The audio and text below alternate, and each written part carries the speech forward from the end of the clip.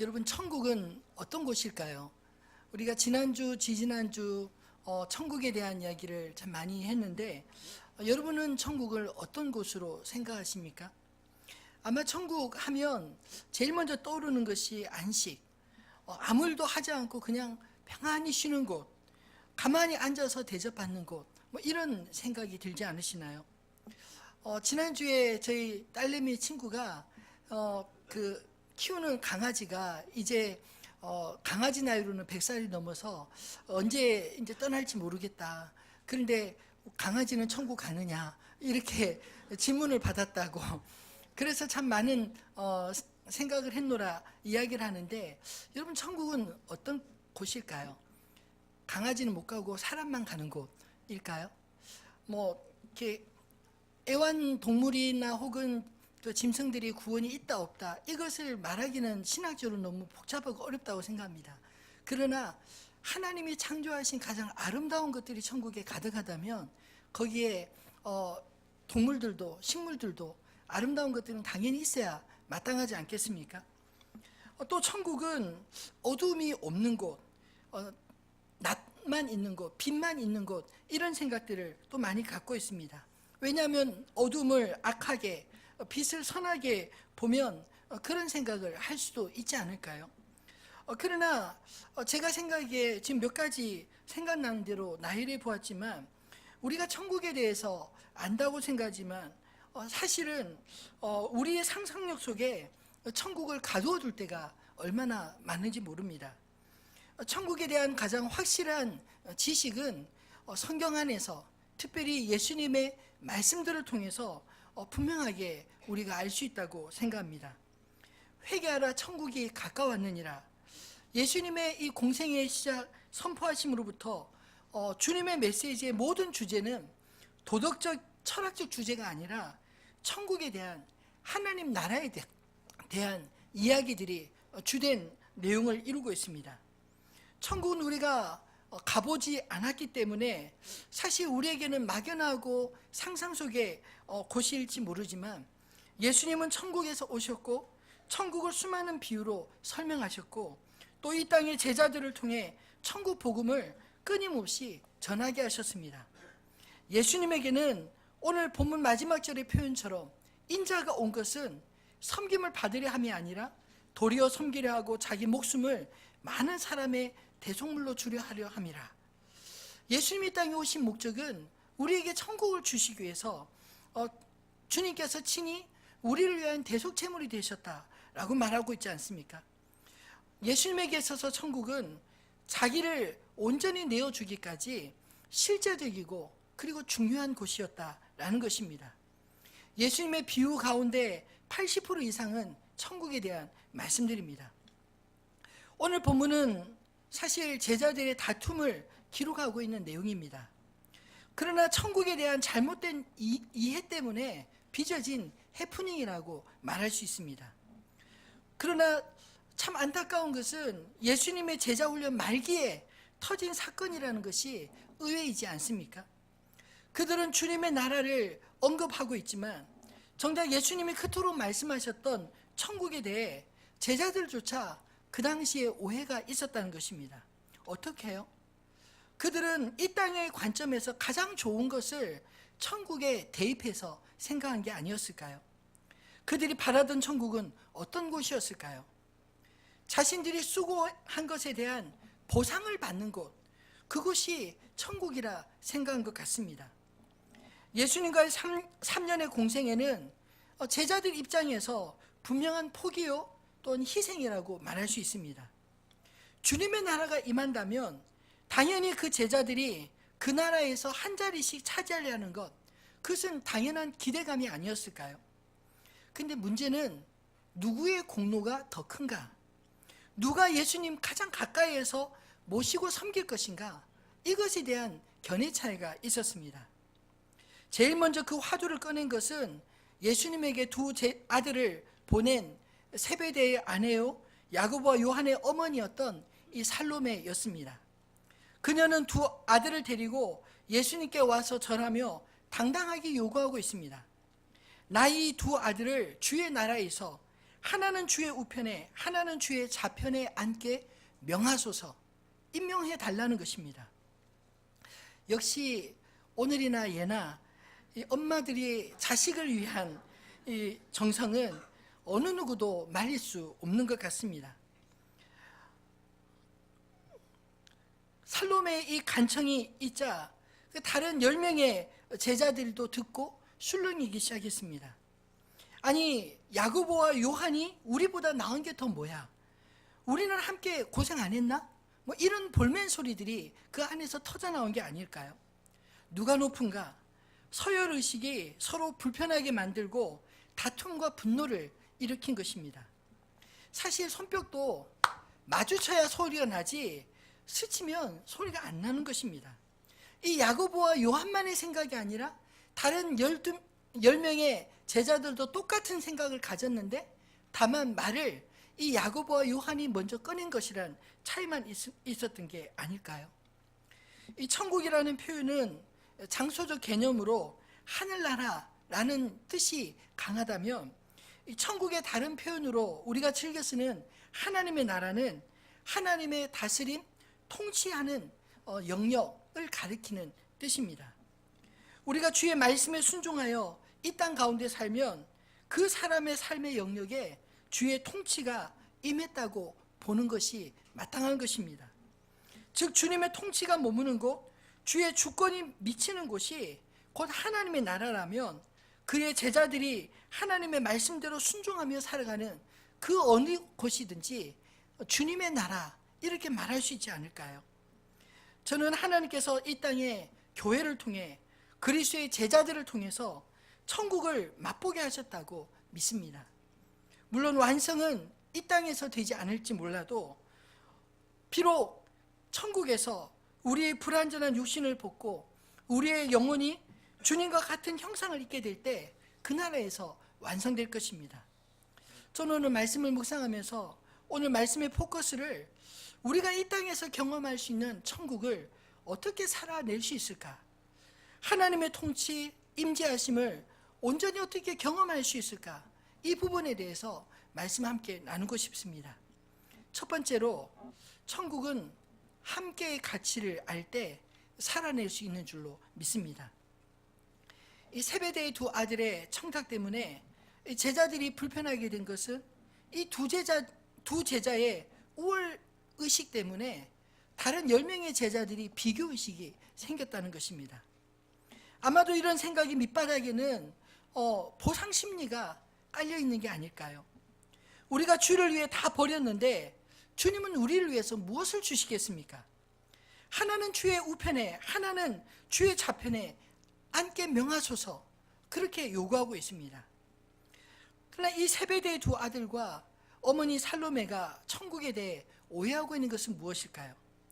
이 땅에 임할 주의 나라, 주의 왕국에서 높은 자리 누가 차지하는가, 이런 생각들이 예수님과 달랐던 것입니다.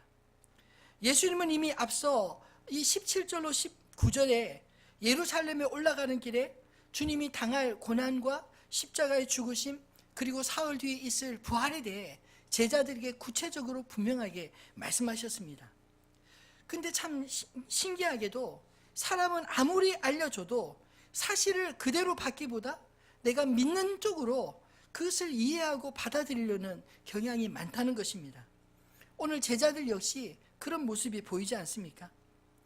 제자들이 꿈꾸는 주님의 나라는 영광의 나라였습니다.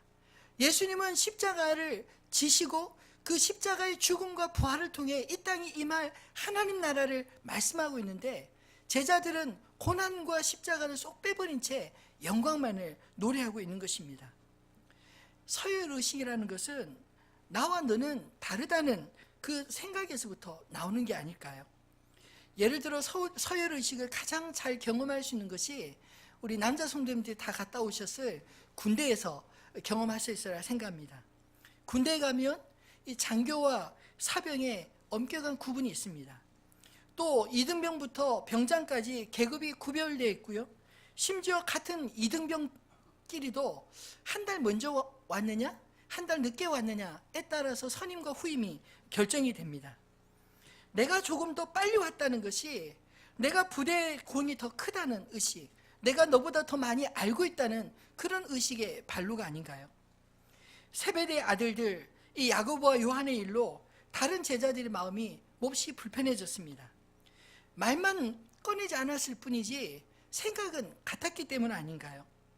근데 정작 주님의 나라를 그토록 외치셨던 예수님은 생각은 달랐습니다. 예수님은 제자들을 불러 모아 다시 가르치셔야 했습니다. 25절로 27절 내용인데요, 한번 제가 읽어보겠습니다. 예수께서 제자들을 불러다가 이르시되 이방인의 집권자들이 그들을 임의로 주관하고 그 고관들이 그들에게 권세를 부리는 줄을 너희가 알거니와 너희 중에는 그렇지 않아야 하나니 너희 중에 누구든지 크고자 하는 자는 너희를 섬기는 자가 되고 너희 중에 누구든지 으뜸이 되고자 하는 자는 너희의 종이 되어야 하리라. 예수님이 말씀을 보면 이방인의 집권자들과 고관들, 그들과 너희는 본질적으로 다르다. 너희는 너희 중에는 그렇지 않아야 한다, 이렇게 말씀하고 있지 않나요? 그리고 오늘 본문 속에 너희 중에라는 말이 3번이나 강조되어 말씀하고 있습니다. 왜냐하면 예수님이 말씀하신 이 천국, 주님의 나라는 바로 제자들의 공동체, 그곳에서부터 시작되기 때문입니다.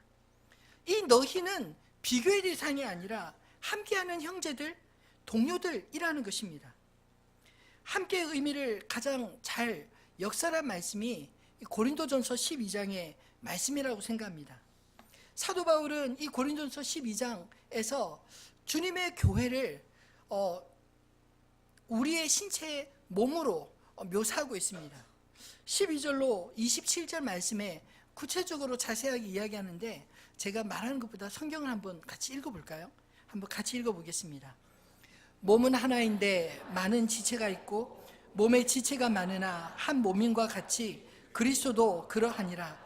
우리가 유대인이나 헬라인이나 종이나 자유인이나 다 한 성령으로 세례를 받아 한 몸이 되었고 또 다 한 성령을 마시게 하셨느니라. 몸은 한 지체뿐만 아니요 여럿이니 만일 발이 이르되 나는 손이 아니니 몸에 붙지 아니하였다 할지라도 이로써 몸에 붙지, 눈이 아니니 몸에 붙지 아니하였다 할지라도 이로써 몸에 붙지 아니한 것이 아니니 온몸이 눈이면 듣는 곳은 어디며 온몸이 듣는 곳이면 냄새 맡는 곳은 어디냐. 그러나 이제 하나님이 그 원하시는 대로 지체를 각각 몸에 두셨으니 만일 다 한 지체뿐이면 몸은 어디냐. 이제 지체는 많으나 몸은 하나라. 눈이 손더러 내가 너를 쓸 데가 없다 하거나 또한 머리가 발더러 내가 너를 쓸 데가 없다 하지 못하리라. 그뿐 아니라 더 약하게 보이는 몸에가 도리어 요긴하고 몸에 덜 귀히 여기는 그것들을 더욱 귀한 것들로 입혀주며 우리의 아름답지 못한 지체는 더욱 아름다운 것을 얻느니라. 그런즉 우리의 아름다운 지체는 그럴 필요가 없느니라. 오직 하나님이 몸을 고르게 하여 부족한 지체에게 귀중함을 다하사 몸 가운데에서 분쟁이 없고 오직 여러 지체가 서로 같이 돌보게 하셨느니라. 만일 한 지체가 고통을 받으면 모든 지체가 함께 고통을 받고 한 지체가 영광을 얻으면 모든 지체가 함께 즐거워하느니라. 너희는 그리스도의 몸이요 지체의 각 부분이라. 아멘. 너희는 그리스도의 몸이요 지체의 각 부분이라. 여러분, 사도 바울이 말하고 있는, 예수님 말씀하고 있는 이 주님의 나라의 모형인 교회는 우일의 관계가 아니라 상호 보완의 관계, 한 몸의 각 지체들로서 그렇게 서로가 연합되어 있기 때문에 서로 각자가 의미 있는 존재가 되었다는 것입니다. 사실 이 본문은 지난 15년도에 이 말씀을 통해서 사역 박람회 때 교회는 피줄 공동체다, 또 힘줄 공동체다, 이렇게 제가 설교한 바가 있습니다. 이 피줄 공동체라고 하면 각각 지체가 몸에 붙어 있어도 피가 통해야 생명이 돌지 않습니까? 마찬가지로 이 소그룹 모임을 통해 주의 은혜가 흘러야만 교회 공동체가 건강해질 수 있다는 것입니다. 우리 순모임이 중요한 이유가 이 순모임이 우리 각각의 공동체 구성원들을 살리는 힘을 공급하기 때문입니다. 또 힘줄 공동체라고 한 것은 각 지체는 사실 머리의 뜻대로 움직이지 않나요? 머리 뜻대로 각각 움직이는데 이 신경 조직과 또 힘줄이 결국 몸을 움직이게 만든다는 것입니다. 마찬가지로 머리에 생각이 있어도 실제 그 생각을 구현시키는 것은 바로 각 지체가를 움직이는 힘줄을 통해 가능한 것이죠. 저는 이 힘줄 공동체는 우리가 섬김의 공동체, 봉사의 공동체가 될 때 하나님의 뜻을 온전히 실현할 수 있다는 것입니다. 여러분, 생각을 아무리 많이 해도 행동하지 않으면 아무런 일도 일어나지 않습니다. 그 생각한 것을 주님이 우리에게 말씀하시고 명한 것을 우리가 몸으로 실천할 때 하나님의 나라가, 하나님의 영광이 우리를 통해 임하는 것을 보게 될 줄로 믿습니다. 예수님은 제자들을 세상의 기준으로 선발하지 않았습니다. 그것은 처음부터 우열의식을 갖지 않도록 친구들 혹은 평범한 사람들을 주님이 제자들로 세우지 않았습니까? 세상으로 치면 학교든 직장이든 선발 과정에 우열이 나눠지지 않나요? 요즘에 지금 한참 대입 시험을 위해서 원서를 넣고 또 직장 원서를 넣고 기다리는 사람들 아마 초조할 것입니다. 그 가운데에서 우열을 가려지기 때문에 그런 불편함 혹은 자부심 이런 것들이 생기는 게 아닌가요? 그러나 교회는 우열을 나누는 것이 아닙니다. 그래서 사회에서는 결코 섞이기 어려운 사람들도 교회에서는 함께하는 형제의식을 얼마든지 가질 수 있는 것입니다. 방금 읽었던 이 고린도서 12장에도 보면 유대인이나 헬라인 섞일 수 없는 존재지만 교회 안에서 함께 어울리고 섞일 수 있었다는 것입니다. 심지어 종이나 자유자나 그들이 함께 어울려 한 형제가 될 수 있었다고 말씀하고 있습니다. 누구 때문에요? 예수님 때문에 가능하게 된 것입니다. 성자 하나님께서 친히 낮은 곳으로 이 땅에 오셔서 섬김을 받으러 오시지 않으시고 도리어 섬기고 자기 목숨을 우리를 위해 대속제물로 내어 주셨기 때문에 우리는 예수님 안에서 구원받은 자들로 그 감격과 은혜로 모일 수 있는 게 아니겠습니까? 우리의 허물과 죄로부터 구원받은 것은 우리 개개인의 실력과 공로 때문이 아닙니다. 그래서 우열, 서열 나눌 필요가 없는 것입니다. 함께하는 형제의식으로 이 땅에서 하나님이 임재하시는 천국을 만들어가는 저와 여러분 되시기를 주님의 이름으로 축원합니다. 두 번째로 천국은 섬김의 가치를 알 때 살아낼 수 있습니다. 오늘 세베대의 두 아들과 그 어머니 살로메의 요구는 철저하게 세속적인 요구였습니다. 그들은 입으로는 주의 나라를 언급하지만 예수님이 그토록 말씀하셨던 천국을 잘 이해하지 못했습니다. 예수님은 그들의 요구를 너희는 너희가 구하는 것을 알지 못하는도다 이렇게 말씀하셨습니다. 주의 우편 좌편에 앉는다는 것이 무엇을 의미합니까? 주의 가장 최측근에서 보편하겠다는 것 아닌가요? 예수님은 그것을 정확히 아셨기에 내가 마시려는 잔을 너희가 내 옆에서 함께 마실 수 있느냐? 라고 물으셨습니다. 즉 그들이 생각하는 주의 영광의 잔을 함께 누린다는 것은 주님이 지시할 고난의 잔도 함께 나눈다는 것을 의미하는데 제자들은 이미 주님과 함께 3년을 고생했으니 이제 그 영광 마땅히 누릴 자격이 있다 생각해서 그랬는지 예, 할 수 있습니다 이렇게 대답했습니다. 그러나 여러분, 주님이 진짜 당할 고난은 십자가의 고난이지 않았나요?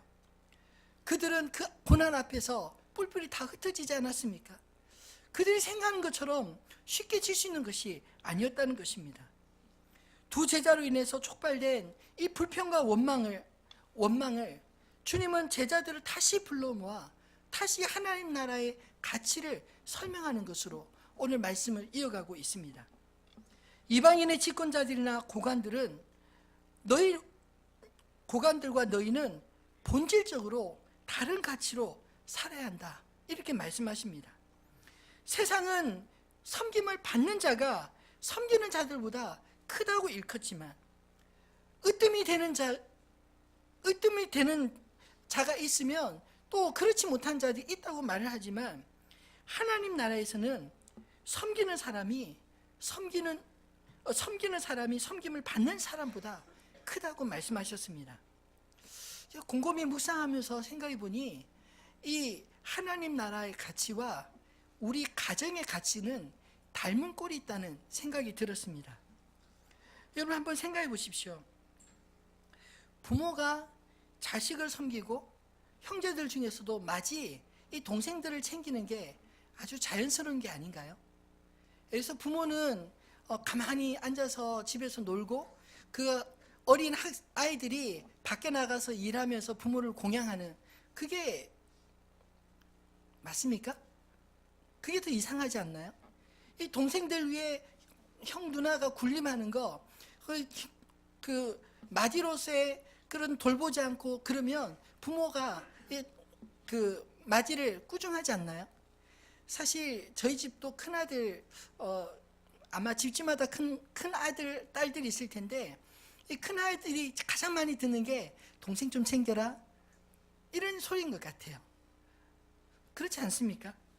여러분 사실 큰 자가 어린 자를 섬기는 게 그것이 지극히 당연한 것입니다. 천국의 가치는 예수님의 피를 나눈 형제 자매들이기 때문에 가족과 같은 공동체라는 것입니다. 교회 안에서도 믿음이 큰 자가 이제 막 예수를 믿기 시작한 어린 영혼을 섬기는 것이 지극히 당연하지 않나요? 나 또한 누군가의 섬김과 사랑으로 성장했기 때문입니다.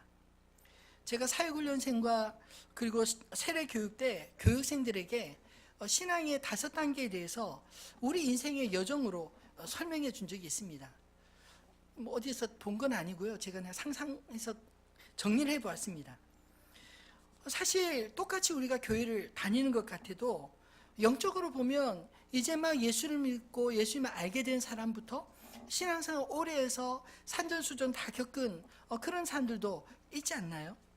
겉으로 보기에는 똑같아 보일지 모르지만 사실은 각각 내면을 보면 이제 막 예수를 믿게 되어서 거듭난 영아기로부터 또는 유년기, 또는 청소년기와 청년기를 겪는 사람들도 있고 또는 장년기를 겪는 사람처럼 다양한 부류가 있을 것입니다.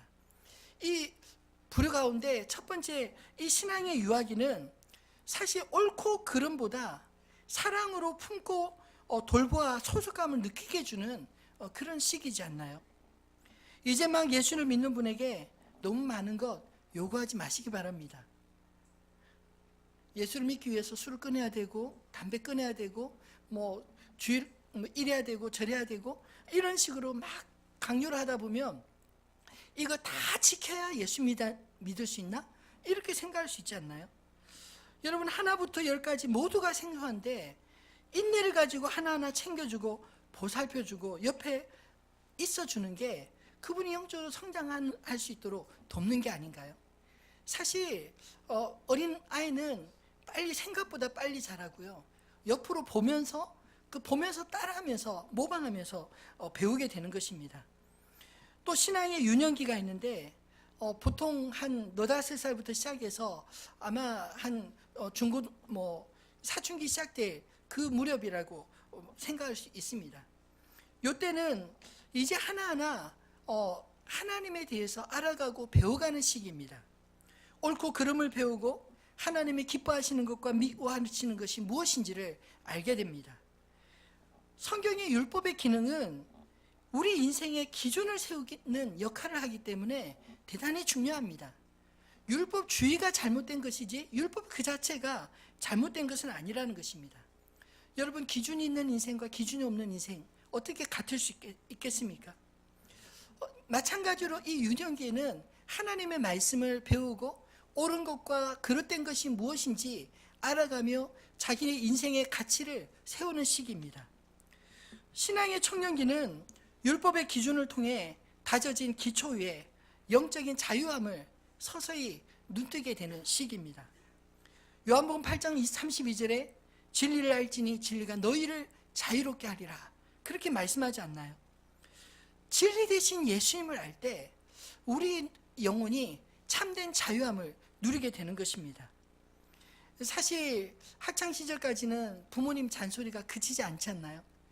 제발 공부 좀 해라, 뭐 이런 식으로 뭐 이거 해라 저거 해라, 이거 했니? 뭐 이렇게 묻는 그 엄마 아빠의 잔소리가 참 많이 들으면서 자라는데, 막상 학창 시절 지나고 이제 대학을 가거나 혹은 청년이 되면 그 다음부터 부모의 잔소리가 점점점 줄어듭니다. 혹시 다 큰 자식들 지금도 잔소리하는 분 계신가요? 회개하시기 바랍니다. 농담이고요. 이제 다 성장했으면, 이제 성인이 됐으면 본인이 스스로 알아서 할 수 있도록 기회를 줘야 되지 않나요? 마찬가지로 부모들이 아이들이 성장을 하면 이제 어느 정도는 그 자식이 스스로 자신이 배운 대로 혹은 자신의 가치대로 살도록 해줘야 합니다. 그리고 자신의 행동에 대해 책임지는 법도 배우도록 하는 것이죠. 부모로부터 간섭도 덜하고, 또 이 시기는 아직 결혼해서 딸린 식구도 없으니 얼마나 자유한가요? 영적으로도 이 청년기는 유년기에 배운 것을 뛰어넘어 자유함이 있습니다. 그 자유는 영아기와 같은 기준이 없는 아무런 간섭도 받지 않은 자유함, 방종이 아니라 기준이 있는 가운데서 누리는 자유입니다. 진리 안에서 구별된 자유함, 주께서 나를 구원하신 은혜 안에서 누리는 자유함, 여러분 안에 있으신가요? 예수 안에서 성경을 보면 옳고 그름을 넘어 하나님 아버지의 그 깊은 사랑을 느끼게 될 줄 믿습니다.